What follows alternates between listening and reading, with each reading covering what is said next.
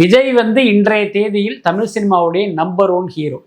வசூலிலும் சரி, வியாபாரத்திலும் சரி. என்னதான் ரஜினிகாந்த் என்கிற சூப்பர் ஸ்டார் இந்த திரையுலகில் இருந்தாலும், உலகநாயகன் என்கிற கமல்ஹாசன் இந்த திரையுலகில் இருந்தாலும், கமர்ஷியலா யார் நம்பர் 1 அப்படின்னா விஜய் தான். அதுல மாற்றமே கிடையாது. அப்ப இந்த நிலையிலேயே இவர் சினிமாவிலிருந்து அரசியலுக்கு போகணும் அப்படின்னா அவருடைய கடைசி படமும் வணிக ரீதியில் வந்து மிகப்பெரிய வெற்றி அடையணும், வியாபாரத்திலும் ஒரு பெஞ்ச் மார்க்கு கிரியேட் பண்ணணும். இது வந்து விஜய்க்கு ரொம்ப ரொம்ப முக்கியம். அப்படி பண்ணணும் அப்படின்னா நீங்கள் ஃப்ரெஷ்ஷான ஒரு கதை எடுத்து பண்ணும்போது அது தப்பாவதற்கும் வாய்ப்பு இருக்குது. ஏன்னா அது ஃப்ரெஷ்ஷான கதை.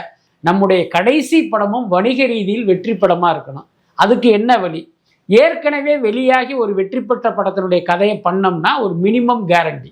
அது இல்லாமல் ஒரு மசாலா படமாக இருக்கும் பட்சம் கண்டிப்பாக தப்பு பண்ணாது. இதுதான் பேசிக். அந்த அடிப்படையில் தான் இப்போ சமீபத்தில் என்ன மசாலா படம் சமீபத்தில் வந்து வெற்றி அடைந்ததுன்னு அப்படி தேடும் போது பகவந்த் கேசரி அவங்களுக்கு தோணியிருக்கு.